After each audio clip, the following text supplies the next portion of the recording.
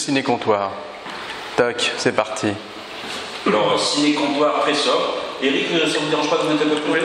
Voilà, d'accord. Donc, ciné-comptoir à l'eau pétillante. À l'eau pétillante, oui, parce qu'on est dans l'après-midi. Donc, et puis surtout qu'on est, Il n'y a que le cinéma qu'on consomme sans modération. on est des gros hypocrites, on fait croire qu'on boit de l'eau, mais en fait pas du tout. Elle est bonne celle-là. C'est quelle année? C'est 2010. Ouais. Pétillant. Eric Lavenne Oui. et Guillaume de Tonquédec.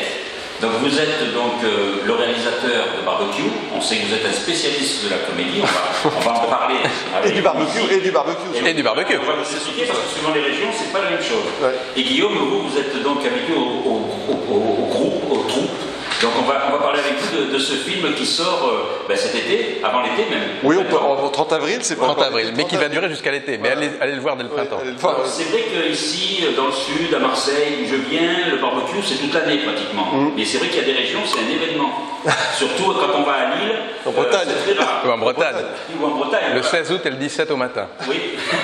Alors, cette idée de barbecue, c'est la Réunion qui fait ça. C'est la réunion de gens, de personnes. Oui, bah, C'est convivial. voilà, le barbecue, en fait, c'est déjà c'est un mot que j'aime bien, c'est un mot qui sonne bien. Donc il y a des mots que j'aime bien comme grenouille, hérisson, papillon. Mais Tintinabule pour le chant. oui, voilà, c'est ça. Mais barbecue, ça sonne bien. Et vous remarquez quand vous invitez des gens à un barbecue, on fait un barbecue, tout de suite les gens ont la banane. Parce qu'il y a quelque chose de régressif, on va manger des saucisses, on va manger de la viande grillée, on va manger des choses grasses et donc bonnes. Et Il n'y a pas beaucoup de cuisine à faire non plus. il y a peu de cuisine et puis c'est la garantie de passer du bon temps avec des amis. Et puis c'est vrai quand il y a barbecue, qui dit barbecue dit soleil. Bon, il n'est pas toujours là, mais en Bretagne, notamment chez les deux de Tonquédec, qui ont un très très beau manoir du côté de Ploumeurt, ils font des barbecues indoor. En fait, ils ont C'est un nouveau concept. voilà, la salle, ce qu'on appelle la salle d'armes, a été transformée en barbecue room. Voilà, Et absolument. même quand je suis allé dans le Nord, moi j'ai vu qu'il y avait des fêtes spéciales barbecue. Très bien. Ah, c'est vrai. Et oui. Ah bah alors il faut lancer un concept autour du film. Je peux aller à Lille, Ah ouais. Marseille ça n'existe pas. Il y a les formidables, l'histoire Ouais. mais il n'y a pas de sourcinables. spécial barbecue. C'est un événement Voilà. qui est chaque année qui revient. Donc c'est la fête. du Enfin, barbecue. faites pas le malin parce que moi je passe une grande partie de ma vie à Marseille et le barbecue, le problème c'est qu'avec le vent, plein de fois tu peux pas le faire parce que c'est dangereux. Et oui. Et comme le Marseillais est très très respectueux des règles, Donc il n'y a jamais de barbecue. il est connu pour ça. Il est connu Ouais. pour ça. Alors cette bande de potes, donc vous avez réuni des comédiens de divers horizons. Voilà. Donc on sent qu'ils s'entendent bien. Donc vous en avez fait beaucoup de barbecue Alors, Dans le film, dans le vrai film, Oui. on en a fait pas mal. Ouais. On a mangé tous les jours, on n'en pouvait plus quoi. Mais j'ai pris 11 kilos personnellement pour le rôle et Franck 15 kilos. Jérôme Commandeur, lui, était déjà gros en arrivant, il lui a demandé de prendre quelques kilos de plus et il a très très bien réussi. Et là, Formidable. Lambert a pris 100 grammes et est tombé en dépression. Oui. Faites attention. Lambert, c'est quand même le seul qui mange des frites, etc., avec de la béarnaise et qui vous explique qu'il faut faire attention. Et en plus, c'est vous le responsable de la cuisson. Ah oui, on est reçu chez moi. Vous ne saviez pas le faire, non? Avant, non, enfin, je le faisais de façon innée. Ma femme me rappelle qu'en fait, j'ai un vrai don pour ça. J'ai retourné la viande au moment exact où il fallait. Donc, elle me rend hommage. Oui, parce qu'on se rend compte que dans les barbecues, justement, c'est toujours les mêmes qui font la cuisine. C'est des hommes de rôle. Hein. Enfin, c'est surtout les hommes. Ce qui est Surtout les intéressant, hommes. c'est que les hommes font le barbecue et ils considèrent qu'en gros, ils ont fait ont la tout moitié fait. des tâches domestiques pour l'ensemble de l'année. C'est-à-dire que Oui. eux, ils tournent la viande et les femmes peuvent se charger du linge, de l'éducation des enfants, De faire les courses, d'acheter la faire les viande courses, pour le d'acheter la barbecue. viande, de nettoyer la grille après. Voilà, de nettoyer la Voilà. grille. Mais c'est un souvenir, je pense, de la préhistoire, parce qu'on allait chercher la viande, nous les hommes. Donc je pense que c'est un héritage. Nous les hommes, on allait chercher la viande. Est-ce que vous connaissez l'origine du mot barbecue? Non. Tu connais, toi? Pardon, hein. Oui, c'est Vous vous êtes renseigné pour faire le ouais, barbecue en latin, qui veut dire viande cuite. D'accord. Ça sonne bien. Barbecue, Personne- c'est bien ça. Viande Personne ne sait. qui vient de barbe. De barbe.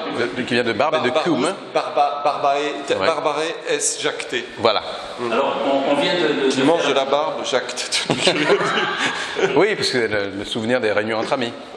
Alors, du coup, ce film, la comédie est un prétexte, parce que c'est quand même un film qui, pour moi, j'ai perçu ça, comme un changement, comme un tournant dans la vie.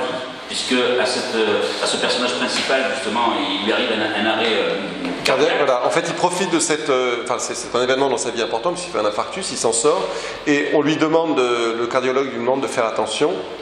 désormais, mais lui s'aperçoit, Lambert Wilson, que ça fait 50 ans qu'il fait attention à ce qu'il mange, à ce qu'il boit, il fait attention même aux autres, c'est-à-dire qu'il est très polissé, si j'ose dire, et là, il va se décider d'abord à changer de régime alimentaire et surtout de dire la vérité à son groupe d'amis, et notamment de dire à Yves, que joue Guillaume dans le film, qu'en fait il ne l'amuse plus. C'est-à-dire qu'Yves est un spécialiste mondial des itinéraires, Yves a les anecdotes les plus ennuyeuses de la Terre. Donc, il n'en peut plus, Lambert, et il lui dit, donc c'est en fait, ce qui m'intéressait, c'est qu'à un moment, on puisse, comme il y a des déclarations d'amour, des déclarations de rupture, et là c'est une déclaration de rupture d'amitié, quelque chose qui normalement n'existe pas, mais c'est ce qu'il lui fait. Mais il va quand même reconquérir son cœur. C'est le genre de personnage qui vous plaît, ça, Guillaume, d'avoir justement, d'être un petit peu le souffre-douleur et puis de se rattraper après petit à petit? Oui, parce qu'évidemment il est très touchant, le pauvre. Tout le monde d'emblée, le public le trouve forcément très très pénible, insupportable, etc. Mais lui ne veut pas le savoir, c'est l'un des thèmes du film, ce grand aveuglement où chacun est pour soi. Molière, c'est Célimène qui dit ça dans Le Misanthrope, c'est une très belle phrase.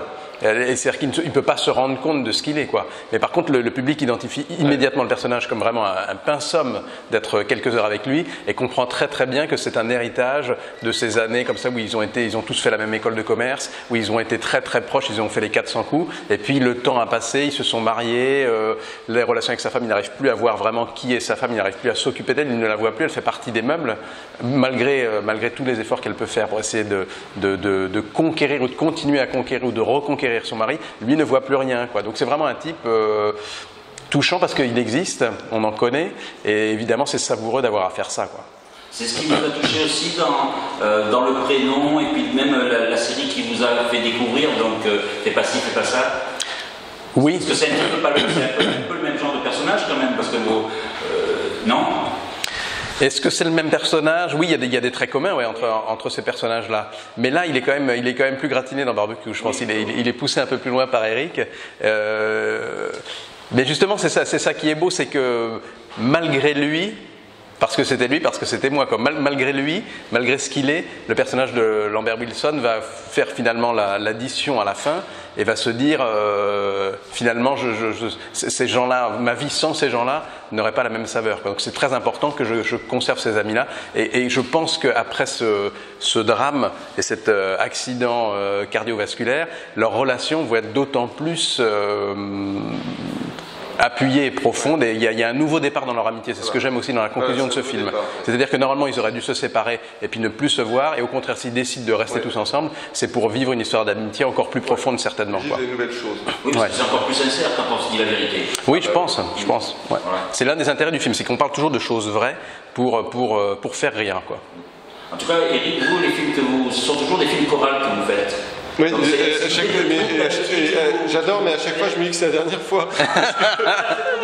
Parce que ça, c'est que, oui, à cadrer, vous voyez, là vous nous cadrez tous les deux, si on était 70. Et puis surtout la bande que tu as réunie quand même. Hein. Vous avez envie de faire un huis clos à deux personnes? Ah, mais pourquoi une? Mais non, encore une fois, on est guidé aussi par les histoires qu'on écrit. Donc c'est vrai qu'une bande d'amis, voilà, c'est une bande d'amis. Maintenant, ça me dérange pas de faire des choses plus où il y a un peu moins de personnages, mais bon, voilà, dans Incognito, il n'y avait pas trop de personnages. Incognito, ils étaient 3. Poltergeist, mon premier film, ils étaient nombreux. Oui, il y avait tous les fantômes homosexuels. Le mec, putain, je suis en train de... Tu sais, le mec qui parle de réalité, qui parle de fantômes homosexuels comme si c'était un truc normal. Normal. Très connu, très développé. Voilà, en tout cas, nous, ce qu'on vous remercie, c'est de donner du bonheur au public. Et en même temps, vous avez réuni une bande de potes, là, je crois que c'est ça l'essentiel. Est-ce que vous n'avez pas eu peur? Parce que je trouve qu'il y a eu beaucoup de films de potes qui ont été faits. C'est toujours différent, justement, les histoires. C'est-à-dire que, oui, il y a beaucoup de films de potes, mais à ce moment-là, on peut dire qu'il y a eu beaucoup de films d'amour, il y a eu beaucoup de films de science-fiction, beaucoup de films d'horreur. C'est vrai que quelque part, moi, ce qui m'amuse, c'est aussi de passer par non pas des passages obligés du cinéma, mais ça m'intéresse de me frotter aux films de potes. Je me suis frotté aux films, entre guillemets, fantastiques avec mes fantômes homosexuels. Je me suis frotté au buddy movie avec Incognito, au truc de débiles mentaux avec Protéger et Servir, et puis l'espèce de film plus familial, Bienvenue à bord, et là voilà, c'est autre chose. Ça m'amuse de me frotter à ce genre de choses, mais encore une fois, oui, il y a eu plein de films de potes, mais ce que j'ai, encore une fois, ce qu'on a essayé de faire sur Barbecue, c'est de rester dans une réalité, et très souvent je trouve que les films de potes, il y a parfois une sorte d'angélisme où qui se contentent de dire que l'amitié c'est important, c'est fantastique, vous savez, les trucs où d'un seul coup on se prend par le truc, fait finalement j'y réfléchis. Non, mais moi, j'aime pas ça. Dans la vie, c'est plus le truc. C'est plus compliqué. C'est plus compliqué. Voilà. Et ce que j'aime, c'est. Vous voyez, mais on peut rester dans la comédie. Il y a un film que j'adore et que beaucoup de personnes adorent, qui s'appelait Mes meilleurs copains.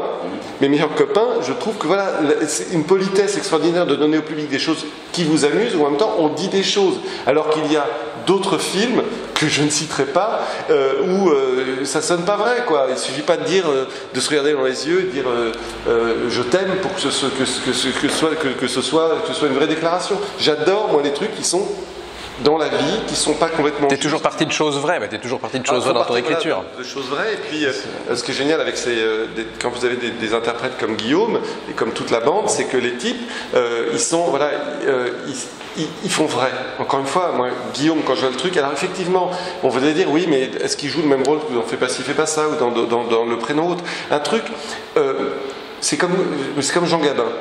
Moi, ce sont des mecs, ça ne me dérange pas. C'est pas une histoire d'être catalogué, c'est des types, voilà, on a tous un emploi. C'est-à-dire que je peux pas lui demander de jouer Cosette dans Les Misérables, il n'a pas le physique. Je porte très bien la robe pour toi. Voilà. Mais maintenant, utiliser Guillaume dans un contre-emploi, pourquoi pas, mais pour l'instant, je trouve que c'est intéressant d'exploiter ce qu'il est, ce qu'il dégage, le côté, c'est pas Joe Star, mais je trouve Joe Star, on lui demanderait pas de jouer un cateau qui est passionné d'itinéraire. Alors ça me ferait marrer, mais ça tout d'emblée dans un truc faux. Là, moi, je trouve qu'il a encore des choses à prouver, entre guillemets, dans son univers, qu'ensuite il fasse, je crois qu'il y a un film après qui s'appelle SMS qui est complètement autre chose, mais ça m'intéresse moi d'avoir Guillaume là-dedans, quoi, Alors nous, en tout cas, ce qu'on souhaite, c'est que le maximum de gens fassent des barbecues à partir de ce printemps, et puis en même temps, aillent voir le film. Exactement. Comme ça, ils se rendront compte. Qu'ils le fassent ensemble, des barbecues au cinéma. Qui enfin peut-être se lâcher quelques vérités qu'ils n'osaient pas se dire jusqu'à présent.